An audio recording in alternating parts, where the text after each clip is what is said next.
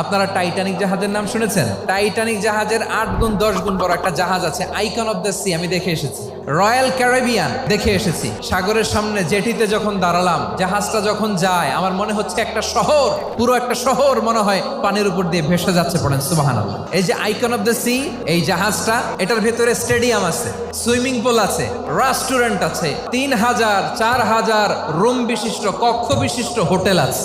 এই সবগুলোর নিয়ে এগুলো চলে সাগরের দোলার মধ্যে, জলোচ্ছ্বাসের মধ্যে। এই সাগরের ভেতরে এই জাহাজগুলোর ভাষায় রাখছে কে?